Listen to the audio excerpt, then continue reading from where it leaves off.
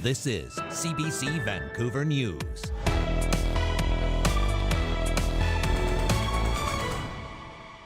Just one word, senseless. He lived for his family, loved his daughters. Family anguish. A young father is killed in a stabbing in downtown Vancouver near his wife and child. Another man is now charged with murder. Someone or something has removed the head from a bust of Gandhi at SFU. The amendments make it easier for people to come up with their own agreements when it comes to how to divide the family pet time with the family pet. And less like property, more like people. BC looks to update its laws around pets and divorce. Good evening, I'm Dan Burritt. Thanks for joining us. A man has now died and another man is charged with murder after a stabbing near a coffee shop in downtown Vancouver yesterday. The victim's mother says his wife watched him get attacked. The VPD says just after 5:30 yesterday afternoon, 37-year-old Paul Stanley Schmidt was attacked outside the Starbucks at Granville and Pender after what police call a brief altercation. Emergency crews tried to save Schmidt, but he died in hospital. The force's passers-by flagged down an officer who arrested a suspect. The VPD says 32-year-old Inderdeep Singh Gosal has now been charged with second-degree murder. Police say they don't believe the two men knew each other. Schmidt's mother tells CBC News Paul grew up in Kelowna and lived for his family. Kathy Schmidt says Paul was picking his wife up from work with her young daughter when he was attacked. They were not physically hurt, but are understandably devastated. Kathy says Paul was a gentle soul. Paul enjoyed everything outdoors and everything to do with his family. He had a 3.5-year-old daughter and a beautiful wife, and he lived for his family. He was a hard worker, had amazing work ethic. Paul's entire life consisted of getting up, going to work, and going straight home to his family.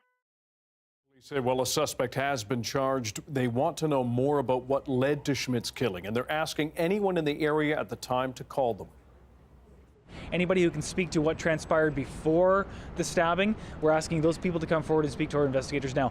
We understand while there were a lot of people nearby, there may be people who left the area, maybe people who didn't stay around for whatever reason to speak to the police, and we're asking them to come forward now.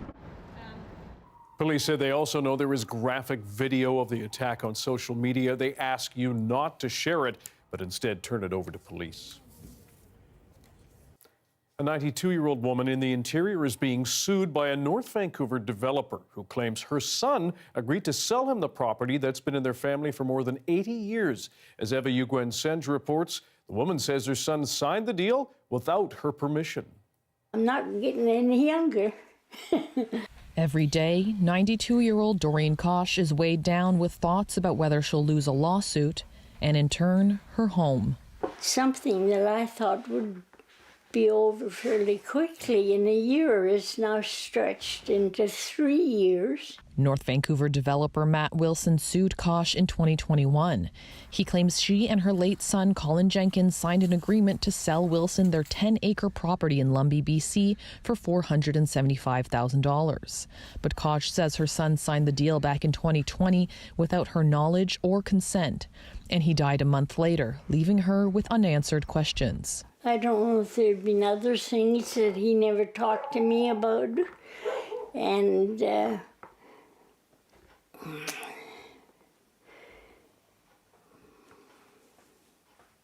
but it's hard, hard to condemn someone. Kosh and her family have spent more than $100,000 fighting the lawsuit. She had given her late son power of attorney in 2018, but she says he never had access to the physical document. Her lawyer argues that Colin Jenkins wasn't authorized to sell the property. Even if Colin had the power of attorney in his hand, our Power of Attorney Act says that you have to act within, the grantor or the adult's best interest. Wilson's lawsuit states Kosh's property is unique and no replacement is available. In a statement from Wilson's attorney, he says Kosh can live on the property for the rest of her life before he takes possession. But Kosh says she never had any intention of selling her ancestral land and still hopes to see it passed down through her family. Kosh lives in the old family home with her niece and caregiver, Penny Treen. Treen has become her aunt's beneficiary due to Jenkins' passing. I would really like to be able to bring the property back a little bit while Doreen's still alive. Kosh worries she may have to testify and be cross-examined. You know, there's a day or two when I feel that I could do it, but there's more days that I know that I'll be confused, that I won't remember. The case is set to go to trial in early May. Eva Yuguenseng, CBC News, Vancouver. A fire at the Chinese Cultural Center in Vancouver has been deemed suspicious. One of two blazes being labeled as such this weekend. Michelle Gassoub has more. So this is more recent, you can tell from the ashes. The walls of the Chinese Cultural Center, a map of small fires, some set by people trying to keep warm, others to cook drugs. A few minutes later we saw smoke coming out from the camera, then flames started coming out. But Sunday's fire was bigger than usual. Surveillance video shows a woman throwing something onto the roof minutes before it went up in flames. Police are calling the video suspicious. Mayor Ken Sim, surveilling the damage today, calls incidents like these disappointing. Is the city doing enough to stop that? Well, obviously not. You know, we have to do a lot more, and it's not just a city thing, it's, you know, a provincial and federal thing, and we've been working on it since we were elected. But, you know, you just walk around here and we still have a lot of challenges. Inside the center, the fire alarm is still ringing, water damage seeps through the floor, and the air is thick with smoke. Adding to the concern, staff were inside when the fire started. It's not something, you know, like somebody break in and broke a window. This is like someone who could really get hurt badly by this. A 4-minute drive away on East Hastings, business owners look at the damage of another weekend fire considered suspicious. This one destroyed a commissary kitchen that housed 4 small businesses. You just kind of get used to things, you know, and you start thinking like, cleaning up little fires and cleaning up this and that every day is normal. Then all of a sudden your commissary burns down and you realize it's not normal, you know. There's been a surge of major fires in this neighborhood in the past year, 3 of them deadly. The Vancouver Fire Department says they responded to 99 fires this week alone. In the downtown east side, there's been a 17% increase in outdoor fires, and 20% of those were set on purpose. Mackenzie says his business is unlikely to return to this area. Want to be clear that we'd love to return to this part of the community. We'd love to serve people in this community, but right now it's not safe for us. We need to, you know, deal with these things in an empathetic way, but we need to address them because things won't get better until we do. The Chinese Cultural Center for now says it will remain vigilant, watching out for fires big and small. Michelle Gassoub, CBC News, Vancouver. A startling sight for people at SFU's Burnaby campus. Someone or something has removed the head of a bust of Mohandas Gandhi. Take a look. The now headless monument dates back to 1969. It's not clear who removed the head, why, when, or how. The one unverified video online purportedly makes a link to a pro-Khalistan movement.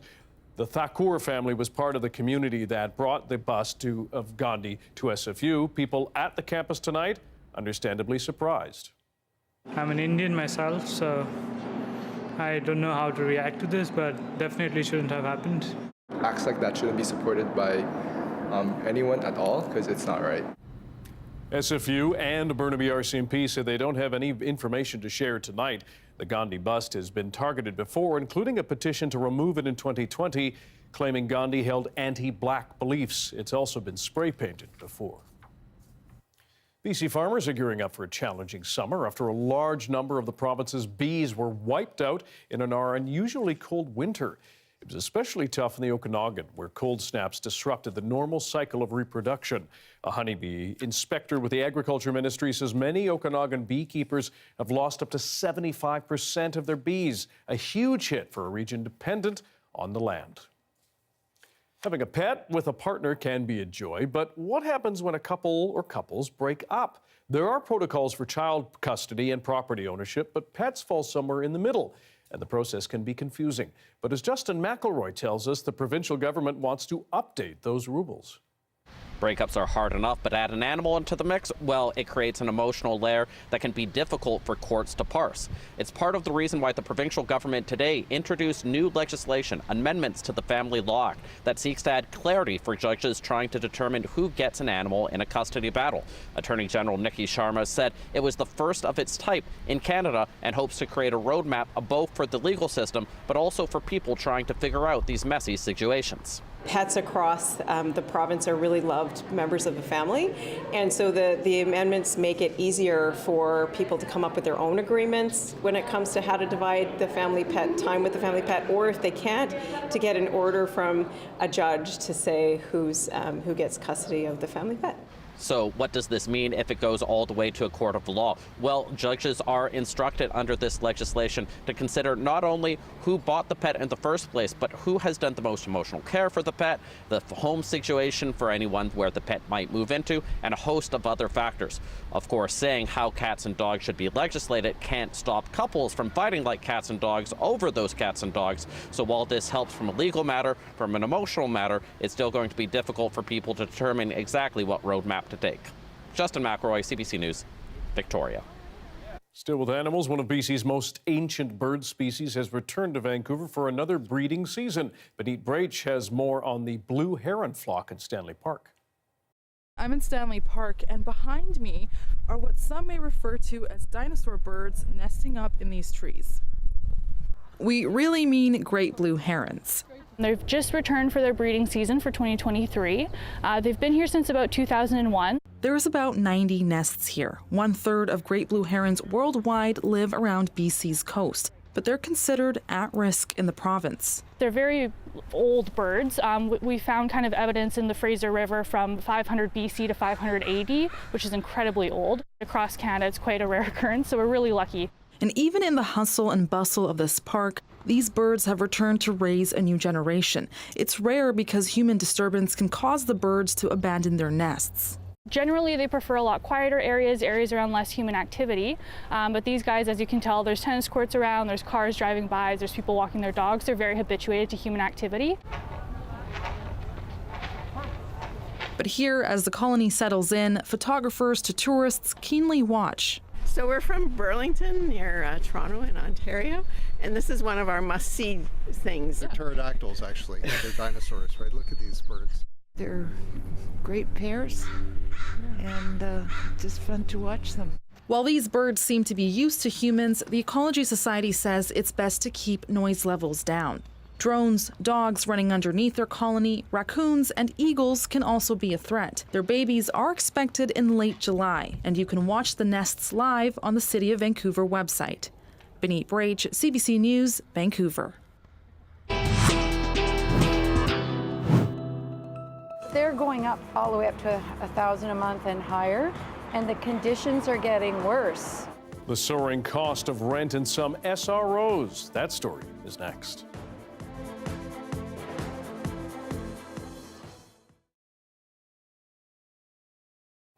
And thank you for joining our commercial-free live stream tonight. A 23-year-old Ottawa man has become the new face of Lululemon. Emilio Dutra lost his right leg and 4 fingers in a boating incident as a teenager. He hopes his new platform can serve as an inspiration for others in a similar situation. I never saw myself as a model, no, but I had always wanted to do it. I'm extremely grateful to Lululemon and everyone and my agents that made this happen. It feels great. I mean, my hope in being that guy for them is that I can just help hopefully inspire someone that's might be in a similar situation to me. I think I've been interested in fitness like my whole life. Like I was playing basketball like since I was like 11 years old, and after I lost my leg it kind of changed. I have worked a lot on myself, and for the first 2 years after I lost my leg, there was like no positive reinforcement of anything positive about to happen in my life at all. Before my accident, I was in the gym probably like 2 to 4 hours every single day, and that was like the one time where it felt like nothing, it was just so easy to do. I talked a lot with my prosthetist and figured out how to create the best prosthetics available to do what I'm trying to do, and also just really not caring about the way that something might look for other people. Probably just see, hopefully, a good example to set. That's what I'm trying to be. And when I had lost my leg, I had, quit a lot of bad habits that I think a lot of normal people would hold on to. And I did that in order to try to be a role model for other people that might go through a similar situation to me, or maybe not even a similar situation to me, just someone that needs a good example, and that's all I'm trying to really be. It all really starts with being positive and being grateful for what you have. I can't really have a prediction for the work that I'm gonna have coming in because, that's really up to higher ups at all these companies. But all I can predict is that I'm gonna just keep working hard and try to be the best person that I can put forward.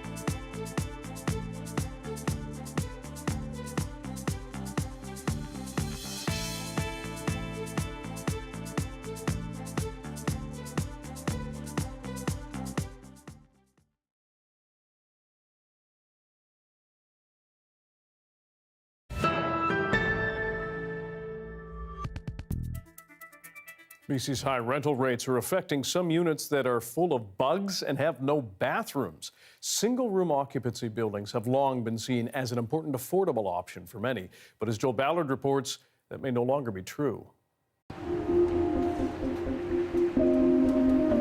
Across downtown Vancouver, there are more than 160 SRO buildings that contain small, single rooms and usually come with shared kitchens and bathrooms. These units are meant to be a part of the city's affordable housing stock, often seen as the last stop before homelessness.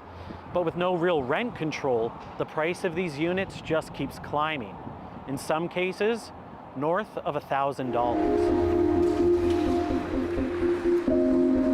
I'm outside of the Grand Union Hotel. It's an SRO on Vancouver's downtown east side, and we're gonna meet up with Johnny. He's lived here with his girlfriend for the past 2 months in a single room.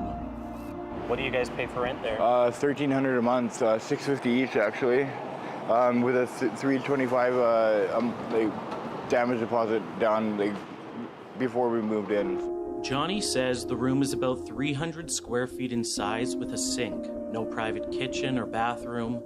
He says they sometimes feel so cold they have to run a space heater, and that he's seen rats, cockroaches, and bed bugs. The couple spends the majority of their welfare and disability income on their rent. We reached out to the owner of the building for an interview, but he never responded. Why take the room for $1,300? Does it feel worth it? It's worth it for me. It's worth it for me and my girlfriend because we just wanted to get off the street and get out of the shelters and whatnot because there's too much violence. I'm 26 now and it's crazy. I want to go to university and stuff. I want to do something with my life, and even getting off the street, it took 6 years for us to get a solid place. One of your concerns was, safety living on the streets, safety living in the shelters. Do you feel safer living at the Grand Union? Oh, hell no. No, there's no front desk man, there's no security at the building. These fights in there, they've mudded over bullet holes through my wall, and there's bullet holes all over through the building and shit. It's crazy. How long do you think you'll stay? As long as I can, until I can get a better place. And the rising rent isn't a one-off situation. A quick search on Facebook Marketplace turned up a pair of SROs renting units for $1,000 a month or more. Like this SRO in Strathcona that's promoting the suites as all-inclusive micro units. The same goes for this SRO a few blocks away. We're on our way to Gastown to meet up with Wendy Peterson from the SRO Collaborative. Now, for years, her group has worked with SRO tenants to help them organize for improved safety, living conditions, and housing security. Hey, Wendy. Hey. Good to see you. Good to see you. What have you been hearing from the community in terms of the price of rent for privately owned SROs? Well, the rents are averaging about $600 a month now for a single room with no bathroom and no kitchen. They're going up all the way up to $1,000 a month and higher, and the conditions are getting worse. There are two types of SROs in Vancouver. Not-for-profit managed SROs that offer subsidized rent at shelter rates of $375 a month, and privately owned SROs that can set their own rate. And the City of Vancouver says the privately owned SROs are market rentals, meaning landlords can rent to whoever is willing to pay, not just people with low income. And the problem is, there's no place for these people to go when they get pushed out by rent increases or deteriorating conditions. If people think homelessness is bad now, it's going to get much worse. About 4,000 of those rooms are privately owned, and they're disappearing. 4,000 people. So there's more tent cities to come, 100%. Now, the city has tried to curb rising rent. The former council passed the SRA vacancy control policy, which placed limits on the amount that rent could be increased between tenancies to keep landlords from jacking up the prices. But it hit a roadblock in court, where a judge ruled that it was outside of the city's authority, much to the disappointment of some, like Councillor Christine Boyle. But the city has filed an appeal. A lot of these SROs are privately owned. What tools, aside from something like the vacancy control policy, does the city have in their toolbox to try and tackle this?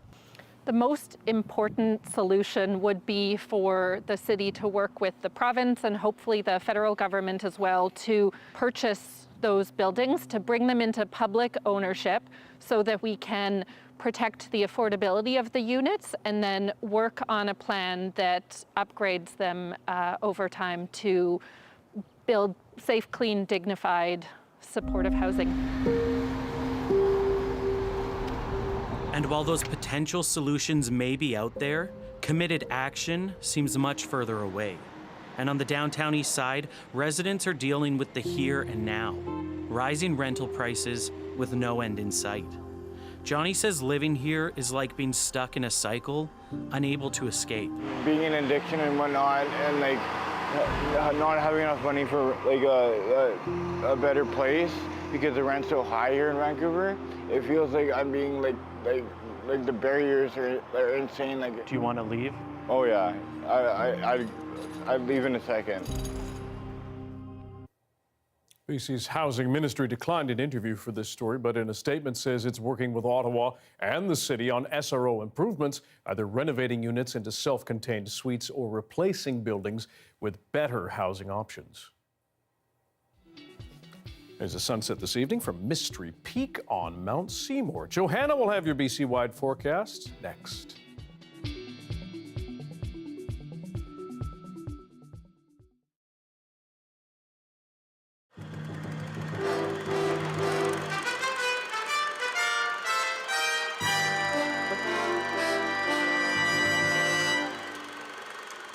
The herring fishing season ended in British Columbia this weekend after less than 2 days. That's all the government allowed this year. But hundreds of fishermen went out anyway, all hoping to get rich quick. Most of them didn't. It was a simple case of too many boats chasing too few fish. Jerry Thompson reports. Over the weekend, 6,500 tons of herring were caught in a 39-hour blitz. A very brief season for fishermen who needed a cash bonanza to get out of debt. And when you see the fish cascading into bins, it looks and smells like prosperity. But in this case, looks are definitely deceiving. Today's postmortem, a mediocre catch at best. And for John Bunn, it just wasn't enough. Well, yeah, I consider myself a casualty. Bunn is 30 years old, 15 years in the business, and $130,000 in debt. Crippling interest rates, rising fuel costs, and falling fish prices have caused him to give his boat back to the bank. The people I feel sorry for are the people with the houses and the wives and the kids, and they have to stick it out, and they'll go fishing, and they'll work hard, and there'll just be more money in debt at the end of the year. According to one banker with over $10 million loaned out to fishermen, 60% of them desperately needed to do well this season, and 10% of them are already bankrupt. Even though everyone agrees that up to a third of the boats have to be removed from the fleet, there's the usual problem of how to pay for it. It's expensive to buy back fish boats. The banks are reluctant to repossess because there's virtually no resale market for fish boats. Nevertheless, one fisherman took off for Costa Rica, trying to hide from his banker till things turned around. And he thought he might sell the vessel to people involved in the drug trade, and then when the U.S. Marshals seized it, he'd buy it back from them. But when the poor fisherman realized his mortgage would still be outstanding even if he got his boat back, he gave up the idea and is on his way home a very unhappy man. Jerry Thompson, CBC News, Vancouver.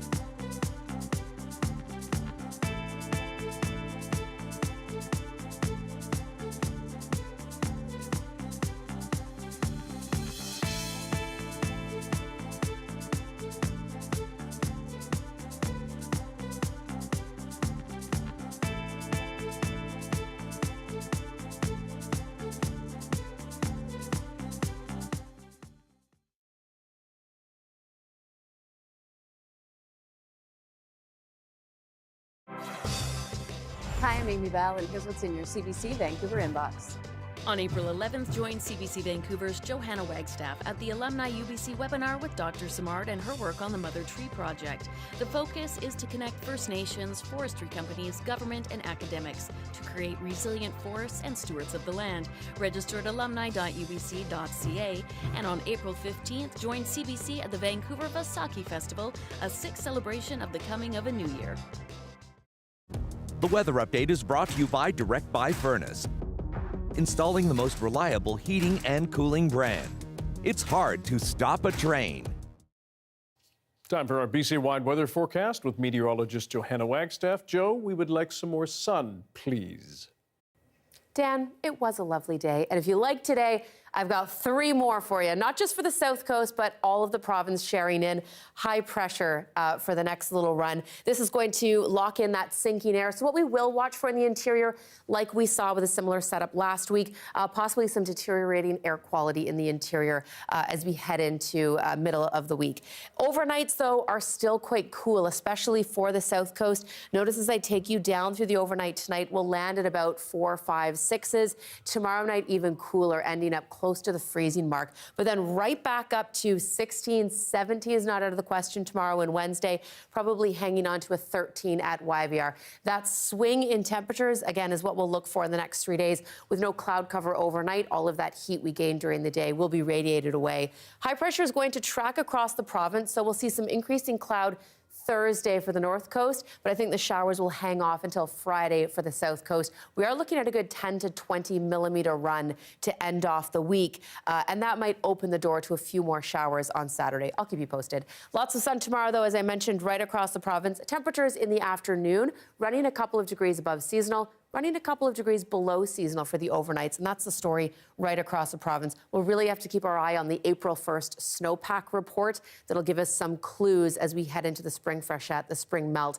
But the other factor is the weather that we're going to get over the next 2 months, and cool overnights are really going to keep things moderated. That's what we'd like to see as we head into that melt. 13s for YVR, but again, inland, 16, 17 not out of the question. A rainy and seasonal day for Friday, some lingering showers at this point to start the weekend. I think we'll get some sun back and keep it seasonal for early next week. And we'll just keep an eye on those overnight lows. At this point, nothing that I will bring any wet snow, but we're not quite out of the woods, Dan. I'll keep you posted. Okay, thanks, Joe. And that is your late news for Monday. Thank you for joining us tonight. For news at any hour, check our website, cbc.ca/BC. Your next local news is on the early edition on CBC Radio 1. That begins tomorrow morning at 5 o'clock. Have a good night.